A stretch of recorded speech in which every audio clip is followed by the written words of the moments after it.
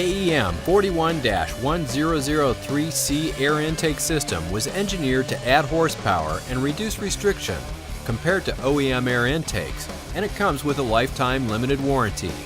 This AEM air intake utilizes a large reusable dry flow air filter that is oil-free, durable, and very easy to clean.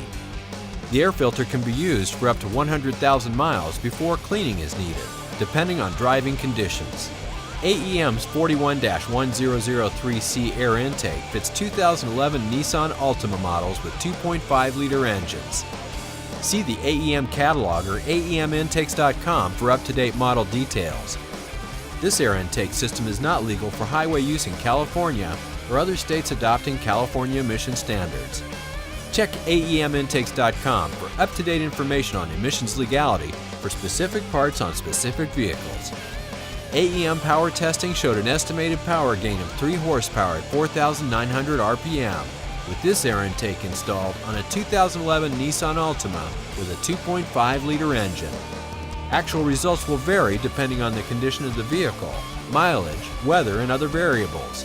Here's a comparison of the Altima sound on the dyno with the stock OEM system versus AEM's air intake.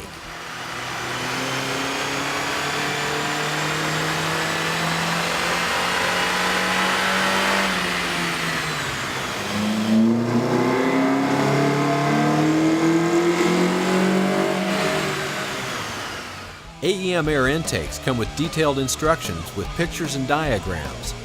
AEM intakes are engineered for specific vehicles to produce a safe horsepower increase. Preparing the vehicle. Make sure the vehicle is parked on a level surface. Set the parking brake. If the engine is running the past 2 hours, let it cool down. Disconnect the negative battery terminal. Do not discard stock components after removal of the factory system. Removal of the stock system. Remove the 3 Allen head bolts that secure the valve cover in place. Lift up on the bottom of the engine cover and remove it from the vehicle. Remove the 2 bolts securing the stock intake scoop. Remove the stock intake scoop from the vehicle. Remove the spring clamp securing the PCV hose to the stock intake tube. Remove the hose from the valve cover vent. Unplug the MAF sensor connector. Release the 2 clips securing the MAF sensor harness to the airbox. Remove the 6mm bolt that secures the lower airbox in place. Loosen the hose clamp that secures the inlet tube to the throttle body. Lift up on the bottom of the airbox to disengage it, but do not remove it from the engine bay. Remove the factory airbox system from the vehicle. Remove the 6 clips on the top of the front grille. Remove the 6mm bolt on the top grille support. Remove the 2 6mm bolts on the bottom of the grille support. Remove the grille support. On the back side of the grille, there are clips holding the grille in place. Push in each clip one at a time and push the grille forward. Repeat for all clips. Remove the grille. Remove the 2 6mm bolts securing the factory airbox bracket to the inner engine bay wall. Cut the radiator support to make room for the AEM front scoop. Installation of the AEM intake system. When installing the intake system, do not completely tighten the hose clamps or mounting hardware until instructed to do so. Install the hose coupler onto the throttle body and mount the hose clamps. Tighten the hose clamp on the throttle body end. Place the 2 adapters onto the factory rubber grommets. Slide a fender washer onto each of the M6 by 35mm bolts. From underneath the factory rubber grommets, slide each bolt and fender washer through so the bolt protrudes through the rubber grommet and adapter. Use the provided M6 nuts to keep the assembly together. Once properly assembled, tighten the nuts and bolts to secure the adapter assemblies. Attach the provided bracket onto the heat shield using 2 M6 bolts and 2 washers. Insert the rubber plug into the heat shield hole. Install the rubber edge trim onto the top edge of the heat shield.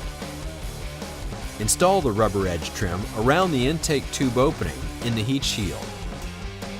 Place the heat shield in the vehicle's engine bay, ensuring the threaded ends of the bolts from step G align with the openings on the bottom side of the heat shield.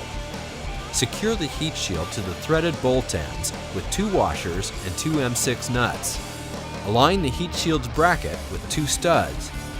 Secure in place with 2 washers and the 2 OEM nuts removed in step 2S. Once the heat shield is properly positioned, tighten all the nuts to secure the heat shield in place. Install the 3.5-inch coupler with 2 number 3 hose clamps onto the heat shield's inlet. Tighten the hose clamp on the heat shield inlet end. Attach the air inlet hose to the air intake tube and loosely secure with the hose clamp. Install the air inlet hose assembly into the engine bay. Attach the bracket to the air inlet hose and to the radiator support using the provided M6 bolt. Install the mounting block onto the air inlet hose. Secure the air inlet hose using the OEM bolt and washer number 5 as shown. Mount the bracket to the air inlet scoop using 1 M6 bolt. Install the air inlet scoop into place. Install the OEM clip. Secure the air inlet scoop bracket to the radiator support using 1 M6 bolt. Secure the M6 bolt installed in the previous step by attaching 1 M6 nut to the end of the bolt that passed through the radiator support. Secure the air inlet scoop's hardware. Install the MAF sensor onto the intake tube using the OEM screws. Feed the MAF sensor wire harness into the inside area of the heat shield. Insert the intake pipe into the heat shield. Mount the AEM air filter onto the intake tube and secure it using a hose clamp. Align the intake pipe with the throttle body's coupler and secure the hose clamp. Attach the PCV vent hose to the intake's pipe vent. Secure the vent hose with the OEM hose clamp. Plug in the ETI. Mount the ETI using 1 6mm bolt and 1 6mm nut. Tighten the nut. Measure and mark the grill and cut the grill as shown in the instruction sheet. Reinstall the grill using the factory clips removed in step M. The AEM intake installed. Reassembling the vehicle. Position the inlet pipes for best fitment. Be sure that the pipes or any other components do not contact any part of the vehicle. Tighten any rubber mounts if applicable, all bolts and hose clamps. Check for proper hood clearance. Readjust pipes if necessary and retighten them. Inspect the engine bay for any loose tools and check that all fasteners that were moved or removed are properly tightened. Reconnect the negative battery terminal and start the engine. Let the vehicle idle for 3 minutes. Perform a final inspection before driving the vehicle. It will be necessary to check AEM air intakes periodically for realignment, clearance, and tightening of all connections. Failure to follow the above instructions or proper maintenance may void warranty. Go to AEMintakes.com to find products, download installation instructions, view dyno charts showing estimated horsepower gains, and for other product details.